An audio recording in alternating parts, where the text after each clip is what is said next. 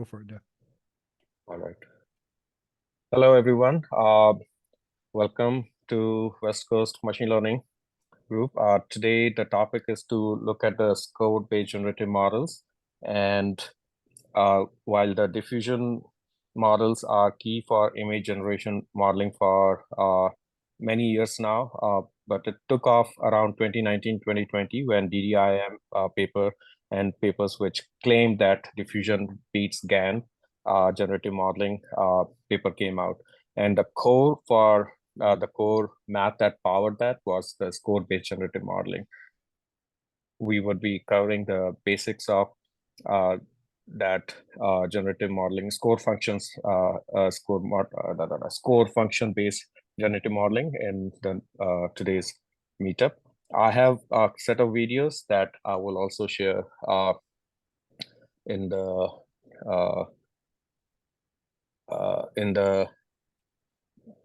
chat, or it's there on the Slack agenda channel as well, but I can later put it in the chat here as well.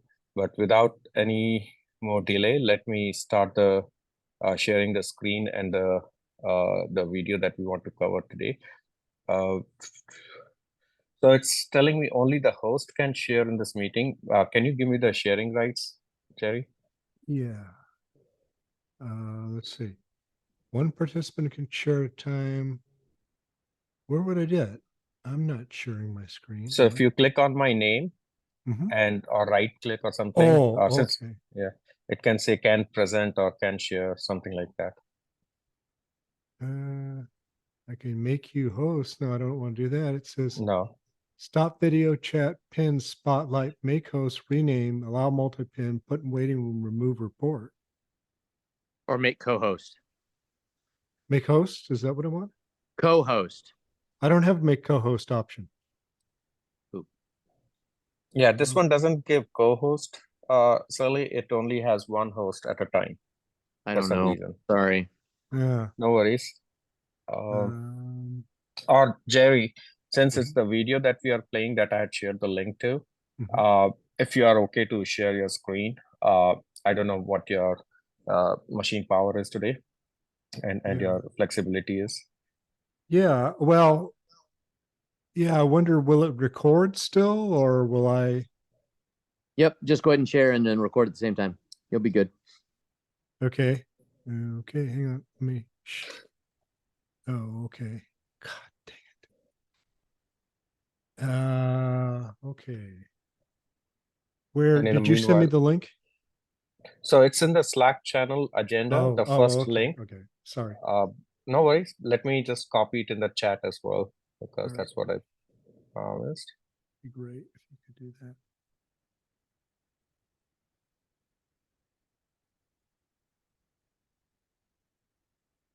I'm putting it in Zoom chat as well, that we want to look at today.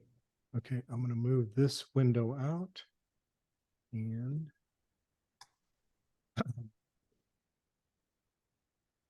move. Let's see, record this window.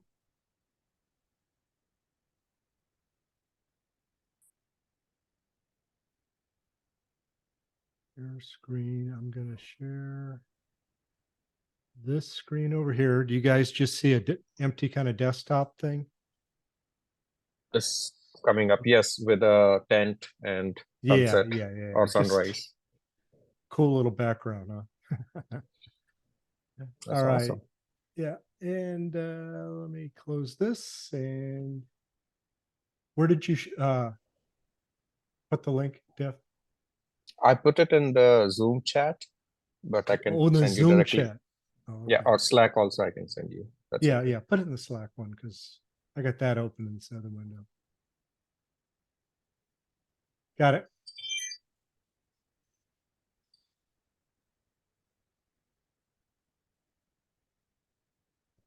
I don't want to do that. Okay, and then when you share that, use that optimize for audio and video. Okay, let me just put this one over here and I'll paste your link in. And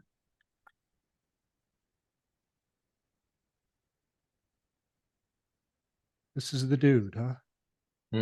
And full screen, yeah. Yeah, There you full screen it, and then where's the optimize for video? That's in the That was when you start sharing. There is a little button at the. You can redo if you didn't do it.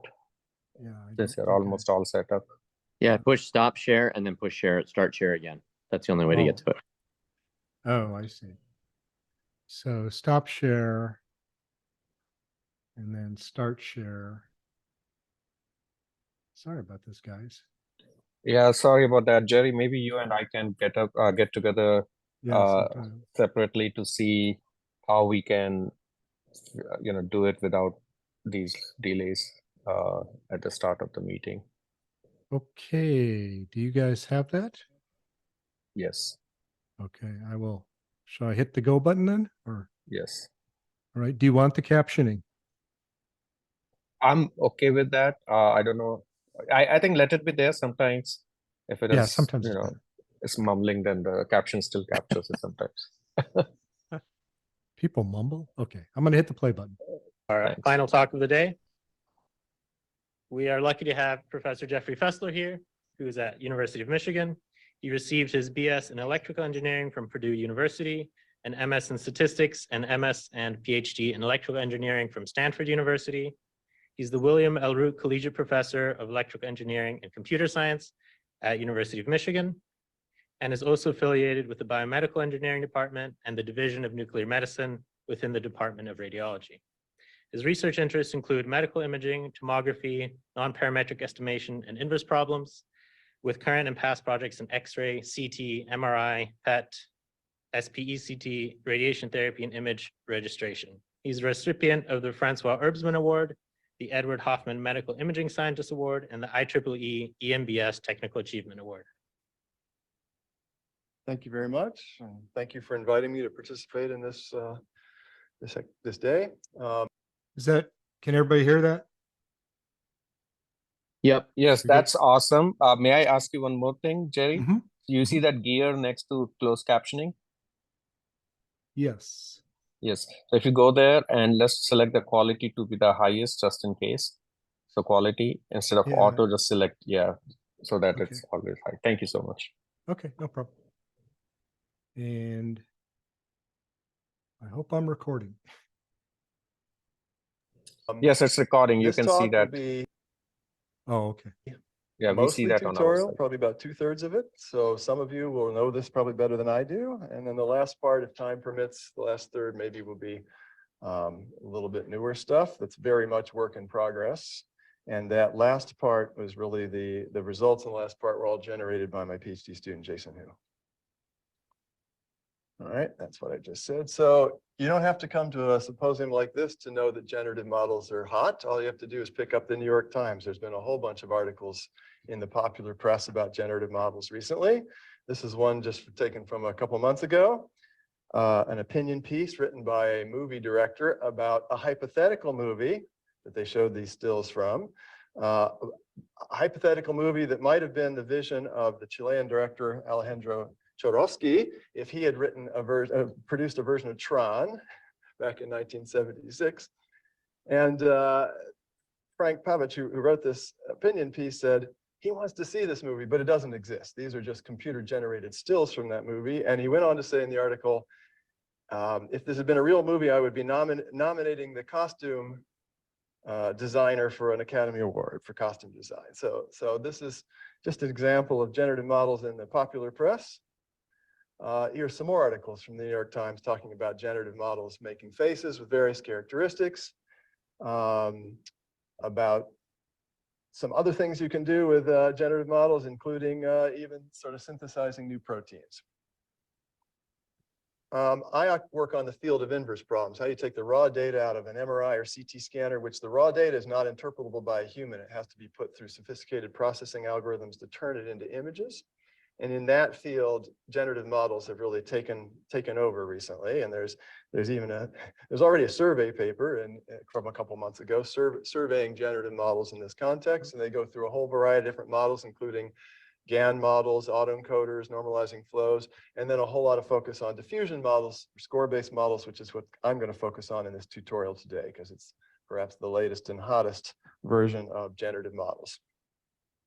In fact, there's a website you can go to. The slides have links in them, by the way, that has a GitHub catalog of all sorts of papers on generative models, especially the diffusion kind, including already 5 survey papers on this topic.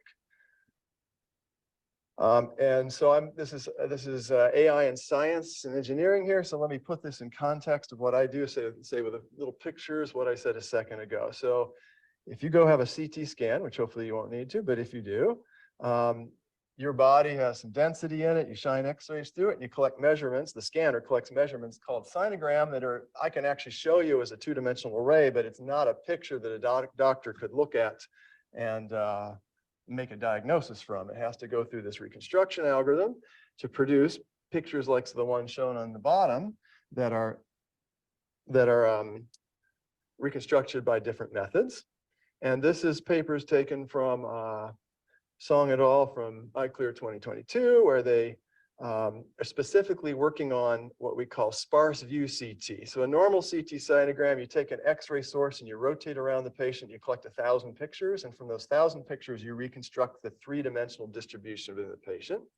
If you only collected 100 pictures, or in this case, only 23 pictures, then you wouldn't have to have the X-ray source on as much, and you could reduce the X-ray dose to the patient, but you'd have a lot less data. I hope you can see this size of array here is much smaller than this size. And so now you got to work with this little array and reconstruct the same 3-dimensional volume. We're showing one slice of the 3-dimensional volume here. And so that's a much harder problem. It's a very underdetermined problem. And when the problem's severely underdetermined like that, you need prior information in order to make up for the missing data. And this is where generative models can have a role. I might show these pictures again later, but this is several different recent methods for reconstructing from such sparse view with limited data. And the method that works the best is one that's based on a score-based diffusion model. And I've looked at a lot of pictures like this. It might not be so easy to see from the back of the room, but these are really quite impressive results, both visually and in terms of the signal to noise ratios, like this PSNR 35 versus all the other methods that are 32 and below. That's a significant improvement in signal to noise ratio.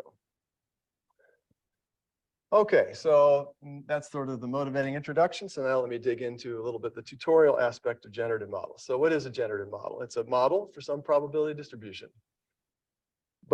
and typically a method for drawing samples from that distribution. That's the generative part. And when you think of generative, I think of a random number generator. It's a thing that generates random variables from some distribution.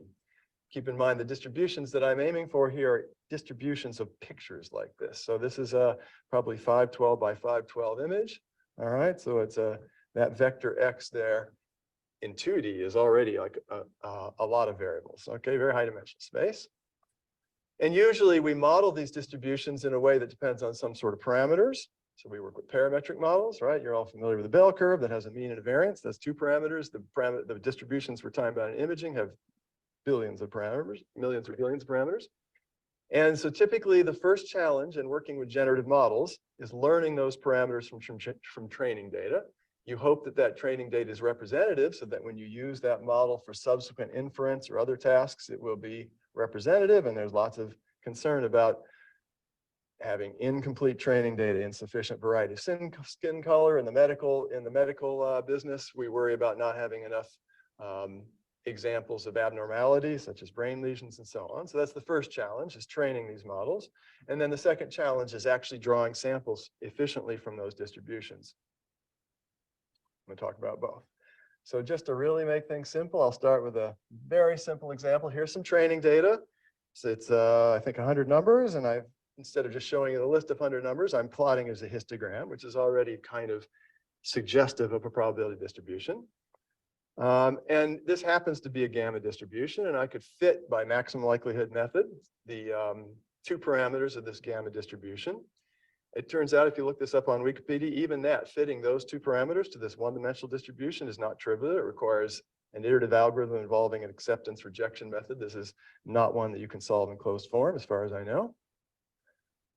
Okay, so that's the what of generative models, and then the why. So the obvious reason you'd want generative models is to generate things, right? Generate samples. And the one examples I've already given you from the New York Times are sort of about generating pretty pictures for graphics, and you might want to generate jazz music or poetry or whatever. When we do that, often we want conditional generation, right? We want to draw samples from a distribution conditioned on some variables, like we might say, generate a jazz melody, not just an arbitrary jazz melody, a jazz melody in the style of Miles Davis, right? So you'd be generating jazz melodies conditioned on given some particular style, for example. So in the spirit of that, I asked ChatGPT to write a short joke about AI, right? So ChatGPT, I think, is a generative model. And so it should be able to generate things in response to prompts. So it's going to draw an X from some distribution that has buried in its code. Given the input, write a short joke about AI. And here's what it came up with. 3 really bad jokes about why did the AI cross the road. These are so bad and so similar that I thought I better check to make sure ChatGPT is actually a generative model. So I asked ChatGPT, is it based on a generative model? And the answer is yes, it's based on a generative language model. Specifically, it's built on the generative pre-trained transformer. So the G in ChatGPT is generative. So I don't know why it's so bad at making jokes about AI, but there is some randomness to it, right? It didn't generate the same joke 3 times, just very darn similar jokes 3 times. All right, so that's the sampling part. That is not my interest in science and engineering necessarily. That seems more entertainment focused for generative models. I'm interested in generative models for Bayesian inference. All right, so I'm given some test data, a CT sinogram, for example, in my medical imaging problem. And I know the CT scanner is built by a human, so I know how it works. So I know if patient X was in there, or patient with density distribution X in there, I could predict what the measurements should look like according to the physics and statistics of that scanner.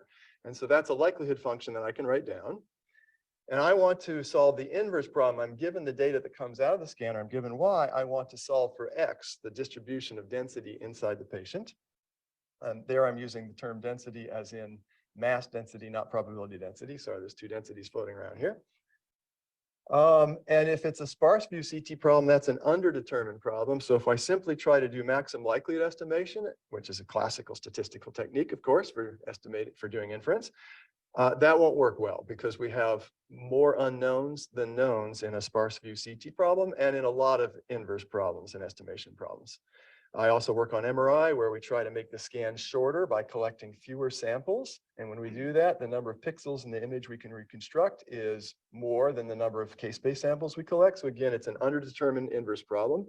So we need some method of resolving or dealing with that underdeterminedness. And one way to do that is to have a prior, and then use the posterior as our method of estimation. So the Bayes rule tells us the posterior can be written in terms of the likelihood and the prior.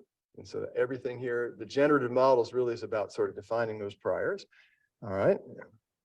And so here I would say the purpose of the prior is more about quantifying probability than about generating models. I want to be able to say this type of brain image is more likely than this type of brain image. So if I look at all of the images that are consistent with the data, in an underdetermined problem, there will be many images that are consistent with the data.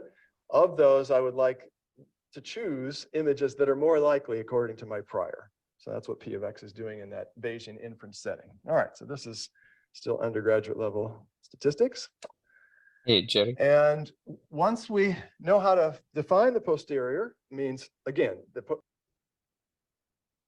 Yes, thanks for taking it back. So just wanted to make sure that, this is the typical simple Bayesian inference.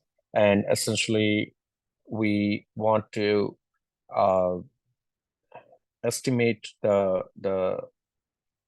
latent variable given the test data, right? So we have test data Y and we have the latent variable X, and that's what we want to estimate. But the function, as he showed in the, and then the easiest way to do is if we have the probability distribution, just use the maximum likelihood estimation.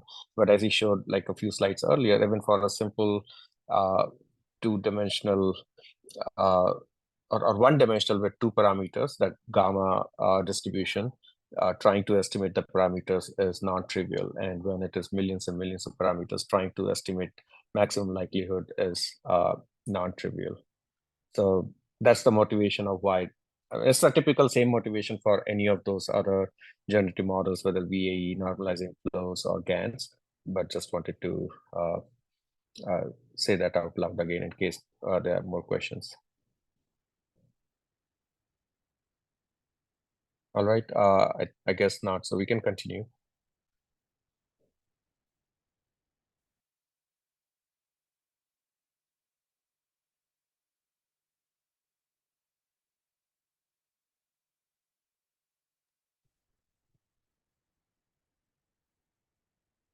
Bayes' rule tells us the posterior can be written in terms of the likelihood and the prior.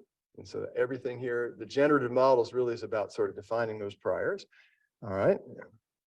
And so here I would say the purpose of the prior is more about quantifying probability than about generating models. I want to be able to say this type of brain image is more likely than this type of brain image. So if I look at all of the images that are consistent with the data, in an underdetermined problem, there will be many images that are consistent with the data. Of those, I would like to choose images that are more likely according to my prior. So that's what P of X is doing in that Bayesian inference setting. All right, so this is still undergraduate level statistics. And once we know how to define the posterior, means, again, the likelihood we usually know from physics, for human-made instruments anyway, it's the distribution of the things we're studying that is harder to get at. But once we can get at the posterior, we can do many things. We can do maximum a priori steer or map estimation, where we find the most likely image from a posterior point of view, or we could compute the conditional mean, which is kind of a nasty integral, but remember, we're in millions dimension parameter space here, but that is the minimum mean squared estimator. Or we can sample from the posterior, which is useful for quantifying uncertainty in inference problems. So in every one of these problems, we need the prior. All right, so that's what's focused on generating generative models. Well, I said we need the prior, but we actually don't need the prior. All we really need is its gradient. And here we need to divert between what machine learning people call the score function and what statisticians call the score function. So Fisher et al., they called the score function the gradient of this log prior, or gradient of respect to the prior with respect to the parameters theta. That's not what the machine learning community is calling it, or the computer vision community. Throughout this talk, the score function will be the gradient with respect to the latent parameters x that we're trying to estimate. So that's, I didn't invent it. That's just where the field is. You have to depend on the context to determine what score function means. So throughout this talk, it'll mean the gradient with respect to x. Because if you have the score function, that is enough to draw samples from that distribution using what's called Langevin dynamics, which you can also just think of as stochastic gradient descent of the log likelihood.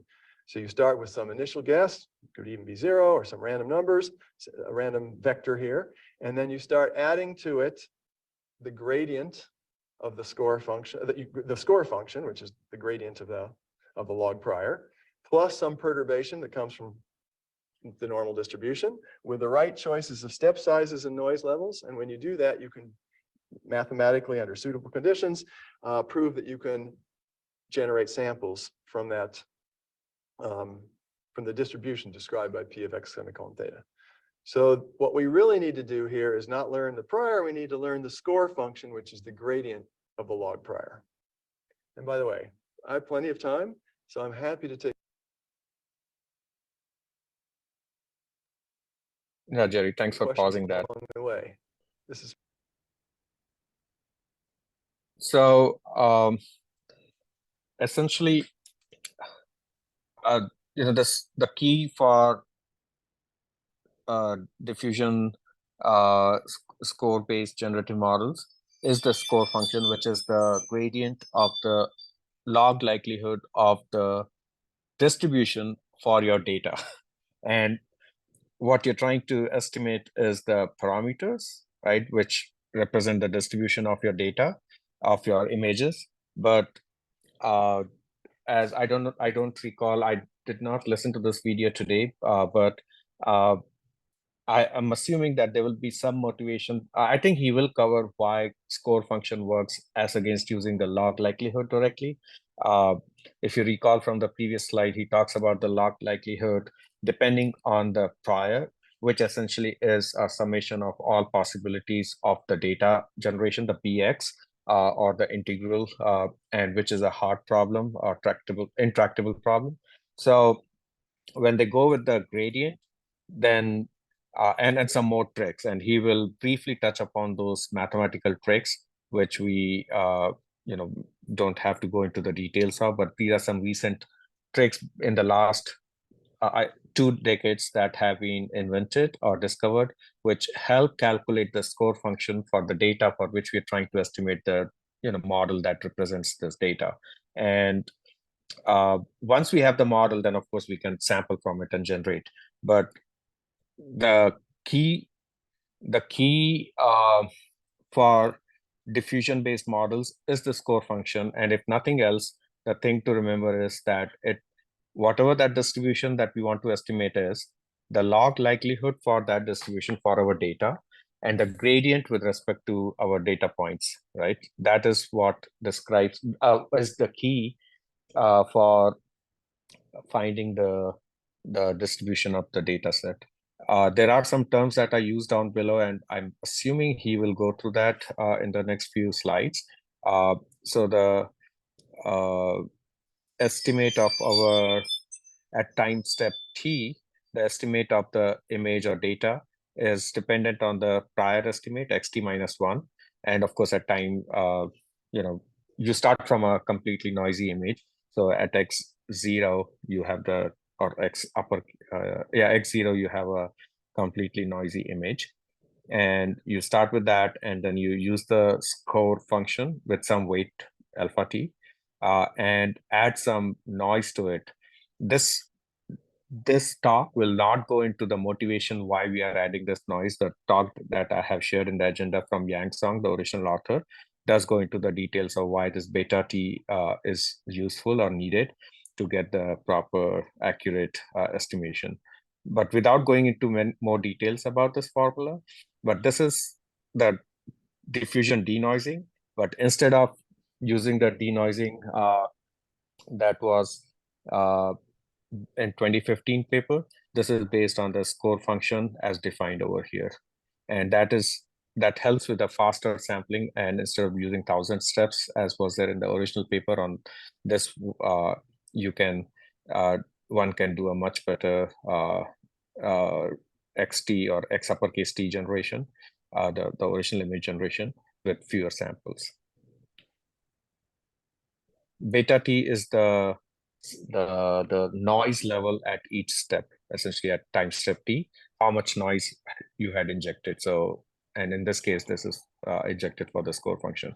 Again, I know that we haven't gone into the details of the motivation of why the score function is injected here, but take it for now that this is the core function that helps with the distribution understanding. There will be some discussion of that in this presentation, and then more we will have in the next week's presentation.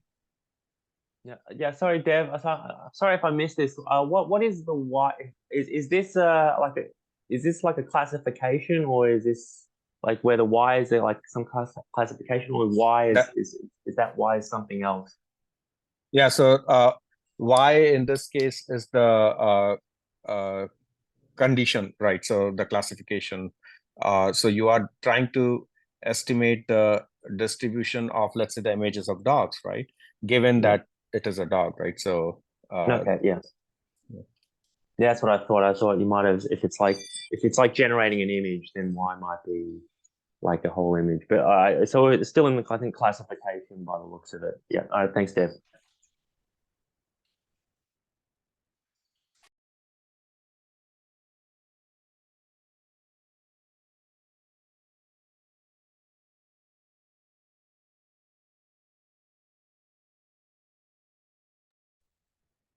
Hi, Jerry, you can continue. Thanks. It's supposed to be tutorial at this point anyway, so feel free to interrupt any questions at any point.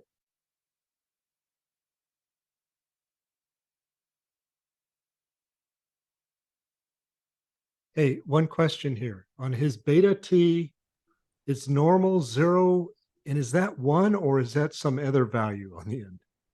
on the Yeah, far so yes. So X is multidimensional, right? So it could be 512 by 512 dimensions. So whatever that number is, right? So when you're inducing, when you're adding some normal noise, but at each time step, there is another multiplier beta t. That normal noise is for each of the dimensions. So this I is the uppercase I, which is the identity matrix, but okay, corresponds to each of the dimensions for the X, sure, essentially. sure. And then Okay, for each time step, beta t is different. So in the first time step, you may have very little noise, or there is some noise injection schedule, essentially. So that's for each time step, it will be different beta t. okay. Thank you very much. Yeah. That's right, exactly. And I won't be, the question is, this sounds very similar to Markov chain Monte Carlo, and I'm not enough an expert on those techniques to tell you what is the difference between them. I think this computation is perhaps simpler than what's involved in Monte Carlo, MCMC, but I agree that there's sure looks like a lot of similarities here. In both cases, you're trying to sample from a distribution. So the high level, they're absolutely doing the same thing. They're drawing samples from a distribution that's too complicated to just call randn or whatever in your computing language, right? The mechanics of what's going on underneath, though, I think is quite different. Other questions? Okay. So the typical distributions that we deal with, at least in imaging problems, have this sort of exponential-like form where we say there's the probability is e to some function u, then in imaging we also call it energy function, borrowing terms from physics. And then there's a constant out in front that's designed to make sure that this distribution integrates to 1, like any probability distribution must have. And if you try to use that form to do maximum likelihood estimation, you'll immediately have challenges because, okay, so you say, all right, let's suppose I'm giving some training data that's independently identically distributed. Then I need to maximize over the parameters of the distribution, the joint probability of all my training data. And you can rewrite that as in terms of this maximization problem. And the annoying thing about this maximization problem, it depends on this thing called the partition function, this normalizing constant.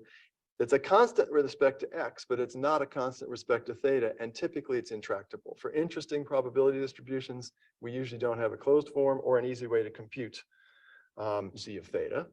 And so this is why we want alternatives to maximum likelihood for learning parameters of statistical distributions. Whereas if you work with the score function, this turns out to be easier because the score function, if you take a probability distribution of this form, very common form in modeling distributions, you take the derivative with respect to the x of the log of that. Thankfully, we take the derivative with respect to x, the annoying partition coefficient goes away, and you're left with just the gradient of the part that you've probably mathematically chosen how you want to model this energy function.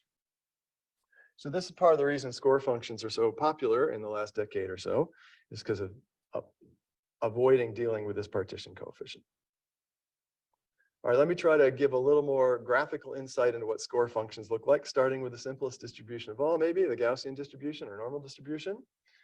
So there's a plotted distribution. If you take the log of that and take the derivative of it, you get a straight line. In fact, there's the derivation, the formula on the below. It has an intercept with 0 at the mean, and it has a slope that's inversely proportional to the variance of the distribution.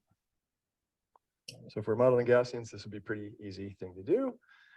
Something like the gamma distribution that I mentioned earlier has a little more complicated score function. But what you'll notice is to the left of the mode, the mode here happens to be 7 for distribution. To the left of the mode, the distribution is, the score function is positive, and to the right of the mode, it's negative, because the score function is the derivative of the log of this. And so that means the score function in general is telling you which way to move towards the mode or modes of the distribution, right? So if you're to the left of the mode, the score function is positive, saying, hey, if you want to go uphill, go to the right. And if you're on this side, it's telling you to go left, okay, because the score function is negative. That's the intuition in 1D. Here's a more complicated. Yeah, so if you don't mind using the left arrow key to go back, left arrow key will help with retaining where we left it. Yes, maybe a few times so that we reach 2 slides earlier. Just press it a few times, like maybe, yeah. There you go. Thank you. So the z theta that they talked about, that's the normalizing constant, or also known as a partition function, parameter of theta. So that is used so that if you look at the very first line, px theta, if we have this energy function, we need to normalize it for all the the entire density, if you may, for all the points in the domain, so that we have the probability, just like how we do for the dice, right? Throw our z theta, there would be the all the events that happen, like it's 6 numbers, so z theta for there is straightforward 6. It's the summation of all the events. One event is output 1, second event is output 2, and so on and so forth. And we have 6 events with 1 dice, and with 2 dice we have 12 events, and so on and so forth. So for each event, which is the sum of the values on the dice with 2, you'll have probability which needs to be divided by, the count needs to be divided by 12. So the z theta is that number. If one way to think about it is that way. And as you go higher number of dimensions, it gets intractable, and that's why there is the score functions comes to the rescue, where you do not need to calculate this normalizing constant. Without going into more details, I hope that's a good motivation to know why, even though we want to understand the distribution of our data so that we can sample or classify whatever it's being used for. But knowing the z theta is important, and if we don't have any way to know that, then score function trick helps us bypass that. And if you go to the next slide, I just wanted to make a quick comment. Just one thing. So before we go to the next slide, if you look at that formula on the top, it says that 1 divided by z theta e to the power of this, so exponential function form. So Gaussian is a simple exponential, and if you go to the next slide, you'll see that. Just do right arrow now, Jerry. Sorry, making you work on this. Right arrow, right arrow. Functions are so popular in the last. Yeah, just right arrow. Yeah, there you go. So if you look at the bottom, the function is in this case, the theta is the mu, and sigma, there are 2 parameters, but the function is 1 divided by square root of 2 pi square. So that is your z theta, and e power, or that u is x minus mu square. Yeah, so this is z, and that is the other one. But for Gaussian, it's a straightforward analytical form, so very easy to calculate. But as you go higher number of dimensions and distributions which are not as easy to manage like Gaussian, then that becomes a difficult thing. And this is the score function for this, which is 1 over log of px, and I mean, we can derive it, but it will come to this, which is a straight line as it shows there. The Gaussian functions are trivial ones, if you may, for lack of better words. But that's not what a typical distribution in multiple dimensions would be, like as he showed with the gamma function. And that's what he showed. And the score function is also very trivial in this case. It's just a single line, but if you do right arrow again, Jerry, to go to the next slide. Just a right arrow. That way we don't lose the position. Functions look like, starting with.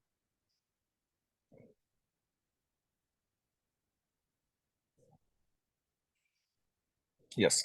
So for a non-trivial distribution like 1D gamma, the score function is not a straight line, but this slide gives an intuition of why score function is important. So we want to, if our distribution has multiple modes in that multi-dimension data space of different images and whatnot, essentially we want to identify those modes so that when we sample, we get, we pick from those modes and we get some reasonable sample from the domain that we have trained it for. And as you can see, the mode is, let's say in this case, at 7. And what score function is helping you do is the slope of the score function will help you get towards the domain, the mode, which is 7, much faster. If you're on the left of it in your estimate, then it will say, well, we have a higher slope for the data for which we are calculating. So let's say if we assume that our mode is at 3, we will get at 3, he has drawn a line up. So there is a slope there, and it will force us to make our estimate for mode to the right, because it has a negative slope, and it will make our mode estimate move towards 7. And if it was at 10, it's the opposite. It will make our mode, maybe it won't make it move as much, because around 10 it is kind of a straight line, so it will say maybe it's okay. But the point that I'm trying to make is that the score function helps you move closer to the mode, and if you have multiple modes, it will help identify all those and help you move towards that. And that's what he's now motivating with the next graph, which is more complex than 1D gamma. So I hope that helps, but if not, again, we'll keep reiterating these concepts. So hopefully by the end of today's and the next week's video, it will be more better understood. But please ask any questions if you have any.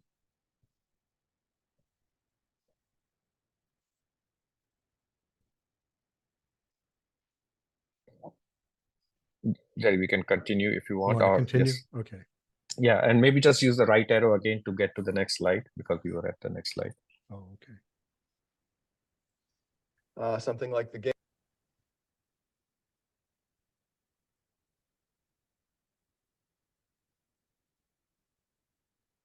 Thank you, Jerry.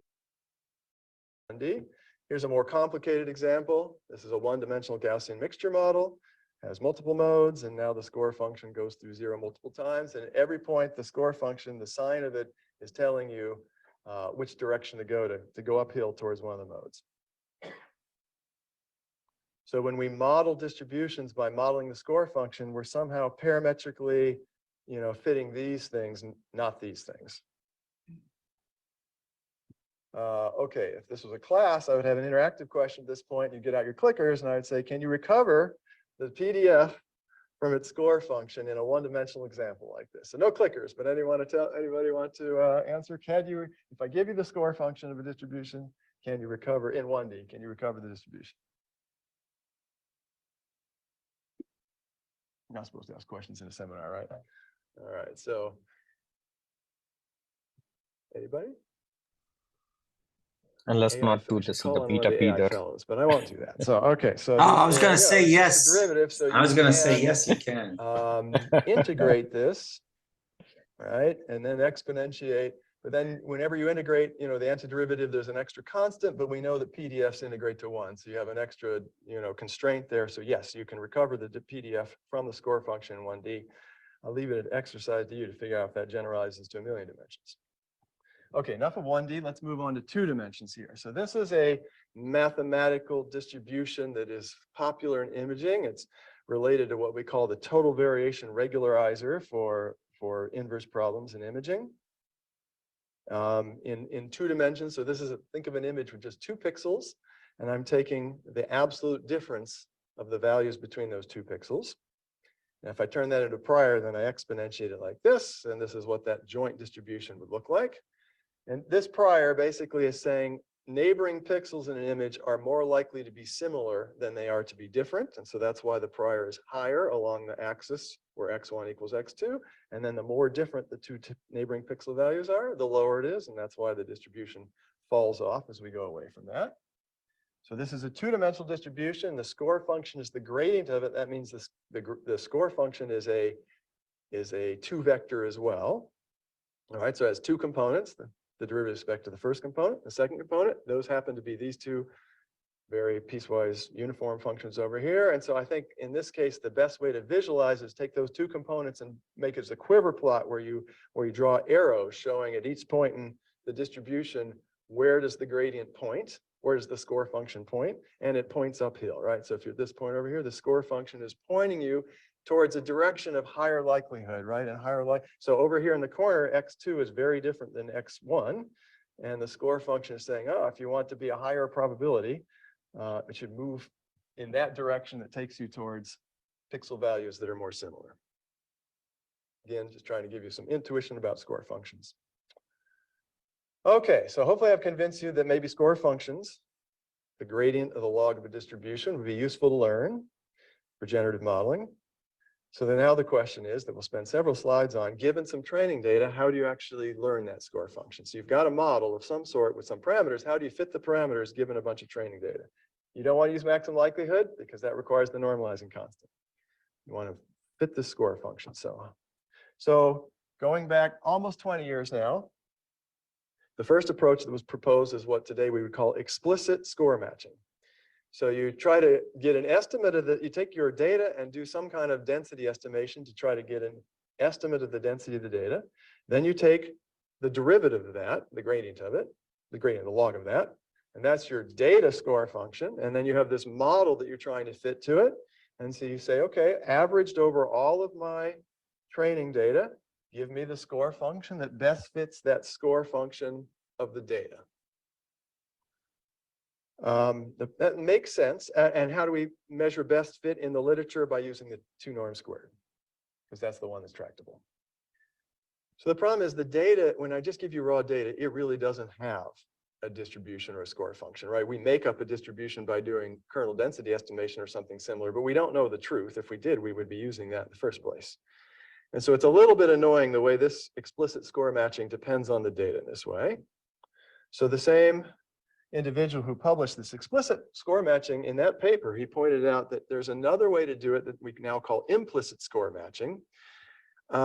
He has some clever derivations involving changes of variables and the like in the appendix of his paper that shows that if you average over the training data, so this is T going from 1 to T, the number of training samples, the partial derivative of the ith component of the score function plus its squared,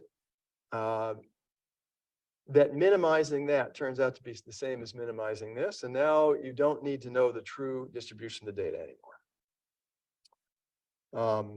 So that is called implicit score matching. It's been around almost 20 years, but only really caught on. Well, it doesn't work that well. So that's why it didn't catch on really well initially. All right. And so what's caught on, what's really made this field popular in the last few years is a better approach called denoising score matching. I'll talk about next. So in 2011, so we're getting a little more than 10 years ago now, Vincent showed that explicit score matching, and as this is equivalent to this other approach called denoising score matching. So I've just repeated what the explicit score matching formula is at the top, which I told you we didn't want to use. And he showed remarkably that that's equivalent to the following cost function that we can use for fitting the parameters of a score-based model, where basically you, let me try and get this in words. You take your training data and you add some Gaussian noise to that training data, and then you ask your score function plus the amount of noise that you added, suitably normalized by the variance of the noise that you added. You try to minimize that sum. And this has been thought of it by people who came up with it as a kind of denoising operation, because you're adding, let me walk through that again. You're adding some noise to your data, and then you're asking that the score function go in the negative direction of the noise, right? Because you could think of it this minus the negative of this, right? So if you remember again, the score function is supposed to point uphill. So if I add some noise, you kind of like your score function to go in the negative direction of that to bring you back to the original noiseless data. That's the intuition behind this process. And this turns out to be more stable for fitting score functions than either of the approaches that were proposed about 10 years before that. And mathematically turns out to be equivalent as well. So it's not just an ad hoc thing. It actually is mathematically equivalent. All right. So, but you notice you have to add some noise to your data. And so the actual question is, well, how much noise should I add? Hi, Jerry, thanks for stopping. So while he did introduce 2 techniques, one from 2005 and one from 2011, let's take it for now that, you know, those tricks to estimate the score function, to get the parameters, to use the score function to find the parameters work. I will, you know, in the next week paper, we will go into more details, and I will also present more details about it next week. But unless someone has questions or comments, we can go into that. But otherwise, we will go into more details of ESM and DSM and other tricks, which Yang Song also goes into a little bit more. But I can also much of it is the mathematical derivations, which we don't need to go into, but take it for granted that for now, that those tricks to because we don't have the actual distribution for the data, so it's not possible for us to get the estimate score function. So this trick works by using the trace, as we showed there, that the partial derivation that we had there. But definitely we'll go into more details next week if that's okay with people for now. We can continue, Jerry. And the modern answer to that question is many different noise levels, not just a single noise level. And this was the really secret sauce that was just discovered in the last, let me say, I probably have a citation here. Oh, I do, but without a year. In the last 3 or so years that really made this field take off. Adding a signal, and I've got a Julia code that I've played with this myself. It's really hard to do with a single noise level, whereas if you do a bunch of noise levels, it turns out to be more stable to train, more reliable, and so on. And so now you, instead of coming up with a probability model that just depends on a single, perhaps large parameter vector theta, you come up with what's called a noise conditional score network, because these things are typically implemented. This function here is often implemented as a neural network. So the input to the neural network is your, in my case, image plus some noise, and theta would represent the parameters of the network. And these modern methods have not just the image as an input, but also an additional input somehow into the networks that is the noise level. So you're really training a family of networks at the same time for different noise levels. And there's a recent paper that recommended actually this function could be as simple as just taking a neural network and normalizing it by sigma. It's not clear to me that's the best choice, but that's a recommendation in a recent paper. All right, and for each of the, it turns out in order to do unit balance and empirically, there's various justifications for it.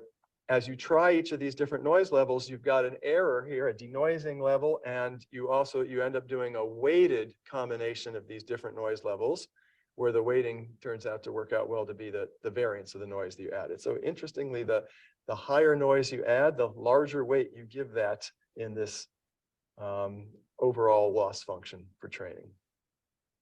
All right, so there it is in equation form. I think I have a picture. Oh, I have some examples here. Yeah, so here's 100 data samples. If I just if I add very, very little noise to them, you just get one spike at each data sample, and you get a histogram with 100 points in it. Not very interesting. As I start to add more and more noise to that data, I am getting, well, for those who are familiar with density estimation, these are Parson window density estimates with wider and wider kernels. You start to see something like the shape of the distribution, but as you add more and more noise, eventually it just looks like a Gaussian, right? As if you're adding more and more Gaussian noise. And that is the modern approach to doing noise conditional score matching or training, is you start with your training images and you add more and more noise to it till you get to the point where the original image is essentially gone. You've approached all the way to just a essentially an IID Gaussian noise distribution. And in the process of doing that, you fit a neural network that's modeling your score function. And then once you've done that fitting, when you are ready to draw samples from that distribution, you run this process in reverse. And when I say this process, the modern explanation of this, modern as in 2 years now, which for internet or for machine learning might be ancient, but okay, 2 years ago, is to describe this with stochastic differential equations. So of course, once you implement this, you discretize it, but the way to think about it conceptually is you're adding a continuum of more and more noise to your image to the point that it finally becomes just unrecognizable image just of noise. And the part that's a little baffling to me, because I'm not an expert in stochastic differential equations, is miraculously that process is reversible. So you can start with noise, run it through this reverse time stochastic differential equation, and from that process, generate samples that came from hopefully the distribution that you've trained if you've modeled the score function accurately enough. And so these score-based models these days are often called diffusion models, because these stochastic differential equations for adding noise and then taking noise samples and generating interesting samples from it is very analogous to what goes on in the diffusion equation or diffusion processes. I'll pause here for questions again, as long as they're not questions about details of stochastic differential equations. Hi, Jerry. We can pause here if you want. Okay. So again, we may have seen these pictures where we are adding noise and denoising, and sometimes we may have seen loss function related to some elbow calculation, which was the original noise calculation. But in the I have to look at the paper to find out what is the exact definition of the objective and the loss calculation here, or is there any function other than the score function there. But the key for the modern score-based matching is the score function estimation. So they are trying to estimate the score function for your data distribution. And once you have the score function estimated, then and the network is originally trained from x0 in the top going all the way to x0 at the bottom, right? So that's what the network is trained on. And maybe I can just try to draw a picture, right? The network is trained all the way from there to here. And in the reverse process, this score function is getting trained, because this is a straightforward, this is a single analytical function. So this is one straightforward noise addition in one go. And essentially, all they're doing is training for this. And as he showed that there is a different beta for different time steps. So essentially, they train the same network, but for the different variants. And once this is trained, the only thing, you start from some noisy sample and you're inferencing and trying to draw the images out. And because you've already trained your score function and you are fitting those. Of course, you still need to, in this case, you need to reverse whatever number of steps you have to go through it to sample the X0 from your noise. So that is, as you said, 2021 paper by Song, who's one of the core inventors of NCSN and score matching, adopting score matching techniques. The score matching tricks were, as he described, were discovered around 20 years ago and refined 12 years ago, but applied to diffusion and making diffusion popular and more usable between 2019 and 2021 timeframe. Yeah. And again, isn't this just what we do though, or they do within any sort of image generator? Like DALL-E 2 is essentially doing this, isn't it? That's right, because DALL-E 2 is based on the diffusion-based generative modeling. Right. But this is not how GANs work. This is not how VAEs work, or this is not how normalizing flows based generative models work. So there are different kinds of generative models, right? GANs were the most popular ones before diffusion start beating GANs, and that happened only after some of these techniques came to fore. Right. And in that other presentation, and I can also maybe make a presentation, but in that other one, there was questions at the end of that presentation, which users asked about comparison between GAN and diffusion, and why and where GANs are still better or possibly even better. So, I don't want to, I remember some of those, but I will hold those for next week. But to your point, Jerry, there are different kinds of generative models, and this is one kind, which is the most popular and uses the score functions, unlike other ones which depend on the latent variables identification through some other paths, like normalizing flows work through the path of translating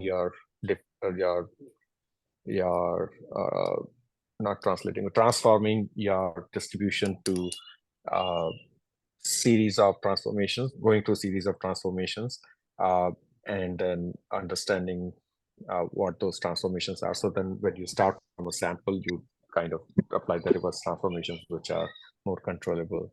VAEs work through finding the latent with some prior of Gaussian for each of the latents. and GANs work by using your discriminative model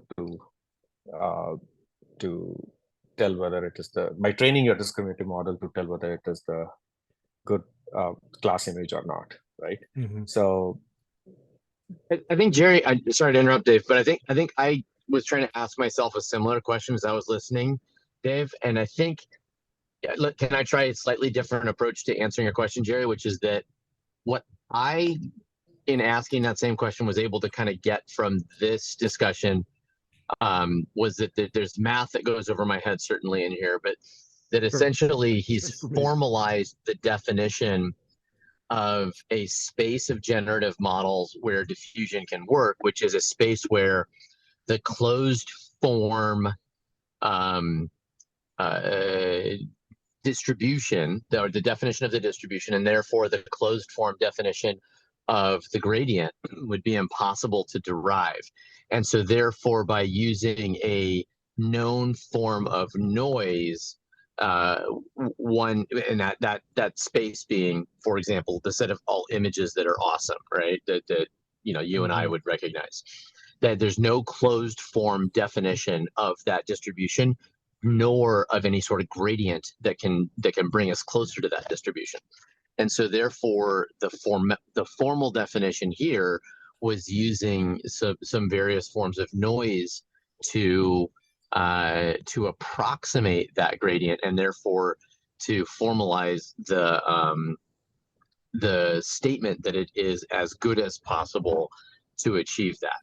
So Dave, I don't know if that is correct, first of all, but Jerry, that was the kind of definition that I was able to extract from the paper, from this discussion, was the formalization of those distributions and the underlying math.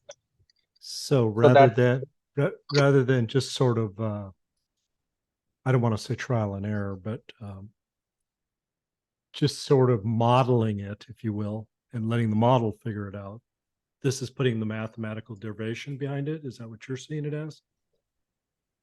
And the mathematical justification for it being as good as, and I forget the name of the other approximation method that he highlighted there, but that it's formally as good as that approach.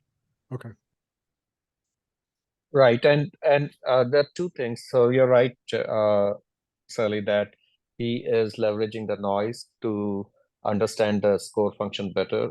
In that other video that we'll see next week, he will go into a little bit more details about how much amount of noise added helps us if we can estimate the gradient for the noisy image. If we control the amount of noise added, then it helps us get us the gradient for the original image just as good. So you're right that using the noise and estimating for the noisy images for the gradients helps us get the gradient for the original image as well. And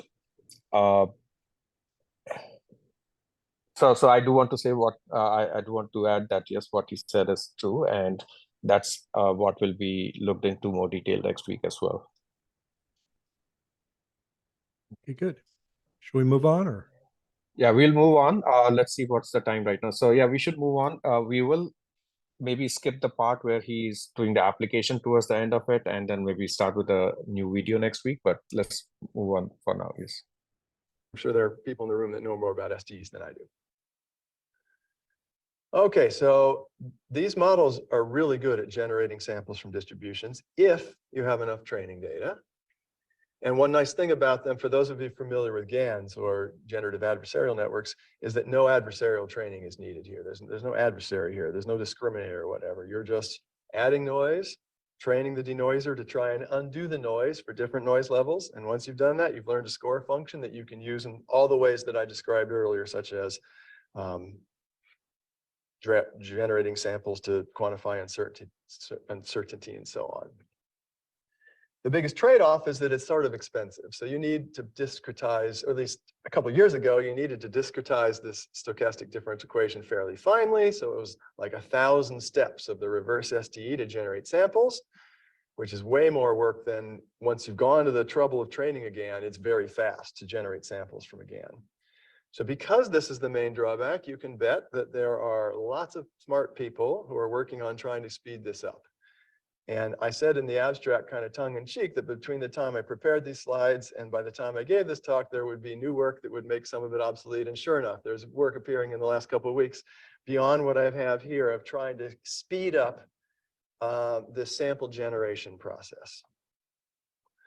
Okay, so I won't go through the whole list here. Just the high level picture is it's an iterative process to draw samples, just like Markov chain Monte Carlo is an iterative process. People are working on clever methods for accelerating it using everything from wavelets to ODs to whatever bag of tricks you have. You're going to try to apply it to this challenge. I'll just mention one that's near to my heart, which is that I'm really interested in three-dimensional imaging problems and generating these samples in three dimensionals. You know, like a typical chest CT would be a 512 cubed voxel volume. That's almost 1 billion parameters.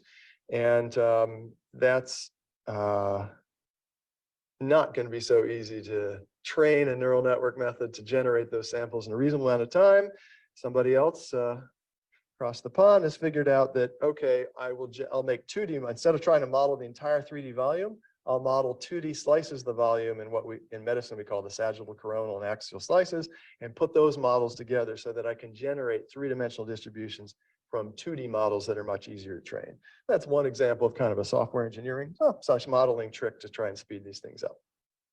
Oh, I'll mention one other. So instead of doing the diffusion in the ambient space of whatever your problem is, you can use something like a VAE to find a latent lower dimensional representation and do your diffusion modeling in that latent space. And that's what people now call stable diffusion, and is underlying the technology of this company called Stability AI that is, you can read about, you can use their tools and generate deep fakes and all sorts of stuff with it if you want. All right, so those are a couple examples of things that are people doing to try to speed up this process. And what I want to do with my remaining time then is just focus on applications of it. Well, and then maybe a little bit of my research if there's time. So here are some of the applications in medical imaging. I was supposed to talk about medicine specifically. So image segmentation, labeling, is it tumor and non-tumor and so on. I've already alluded to sparse view CT reconstruction for reducing dose, reducing motion effects. MRI scans are kind of long, slow, and so people move. And so if you can, if you have priors for how people move and priors for what people should look like, you can try to put the pieces together and correct for motion. Doing image analysis, denoising, super resolution, lots of medical imaging applications already of this. I'll just show pictures of a few of those. So there's just from this year, transactions on medical imaging paper on doing denoising of MRI images. And I'm not sure how well it's going to show up in the lighting in this room, but they have a ground truth image, a high quality image, and they've synthetically added noise to it to simulate what would happen if you had a lower quality scanner, like a lower field scanner that would be less expensive and therefore more available to lots of places in the world. And then they apply denoising methods to it, and they get images that are pretty good looking. I don't know if you can tell, but I can tell for ARM, they've done a good job of reducing the noise. And then what I think is potentially interesting, remains to be seen how it'll be used by doctors, but they've drawn multiple samples of the posterior here of multiple denoising realizations and shown you then the variance of that, which is kind of an uncertainty map. And so there's, so depending on some parameters of their algorithm, the details of a step size parameter, I believe, you can see there are certain structures here that show up brighter. I hope you can see that in these uncertainty maps.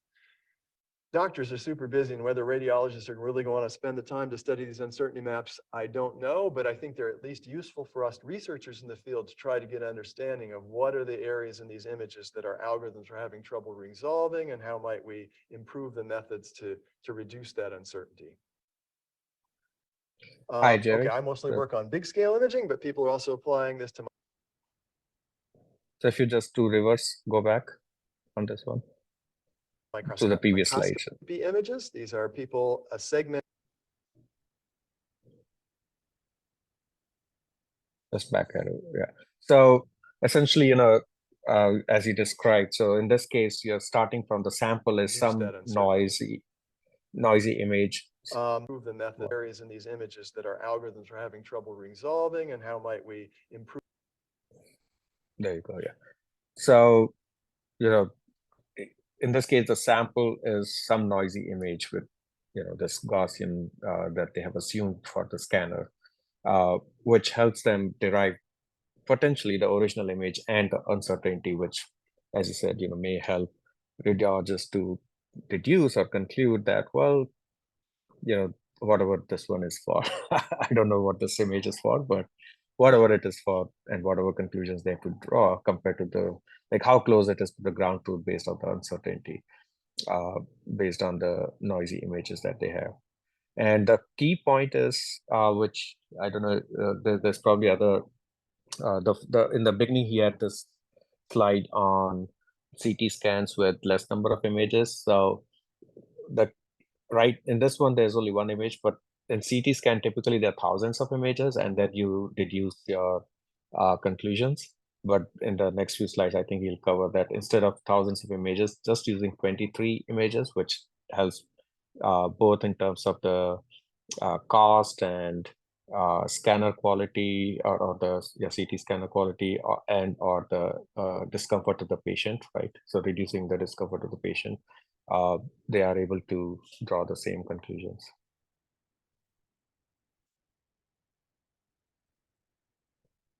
Yeah, please continue. Thanks. Improve the methods to reduce that uncertainty. Okay, I mostly work on big scale imaging, but people are also applying this to microscopy images. These are people segmenting nuclei from images of cells.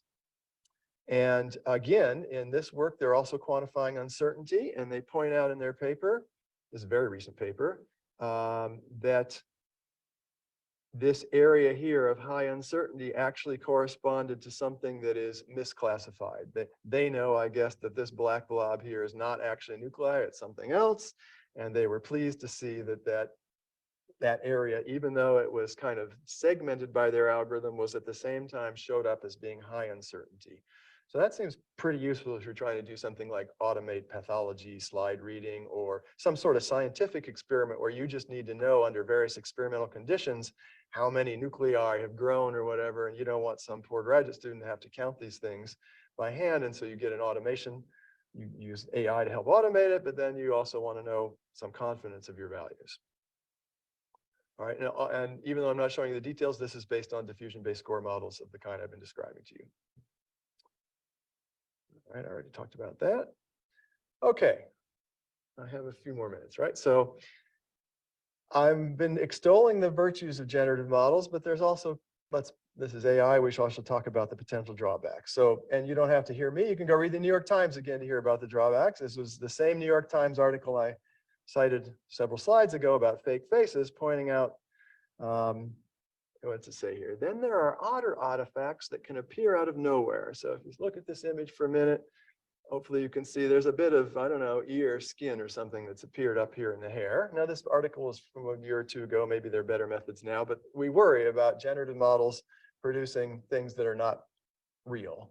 And if you're just making faces for, I don't know, computer games or something, maybe this doesn't matter. But if I'm going to be using this for inference in medical imaging problems, I don't want my generative model to make tumors where they're not, or vice versa. And so I want to talk in the remaining time I have about models that my students and I, or my group members and I, are working on that are hopefully less likely to make massive hallucinations. So let me step back in time a little bit. Generative models have a lot. So he's going to a different modeling scheme here, but I think this is what mostly wanted to cover in today's discussion, because he's moving on to his work now around the Marco random field models and how he's injecting that to reduce the uncertainty and so on and so forth. But next week we'll cover that. I mean, that's all on today's side, at least from the video presentation, but let me open this up. Just want to know, what do people think? Do you want to continue next week and go double click on it? Sure. I would like to. I like again, for me, not being a math dude, hearing more of this is helpful. Yeah, and something I can maybe, like, I always try to tie things back to something at least I think I have some understanding of. And that's why it was useful for some of those segments. Yeah, so I think so. Now that we have this under our belts, hopefully we can tie down other things on it. And do you think it would be a good idea to understand the score function in more detail? So there's another 10 to 15 minutes of video that goes into describing what the score function is and Well, kind of we're- gives an intuition about why we are looking at that. Yeah. I don't know. I mean, we're just about at time now, so. I don't wanna No, take not us for too- today. Oh, That's talking next about time. next week. Yeah. Yeah. And maybe we can stop the recording unless people have questions. Okay. Do I have the ability to stop the recording? You should be, if you go on more there, maybe. More? Oh, here it is.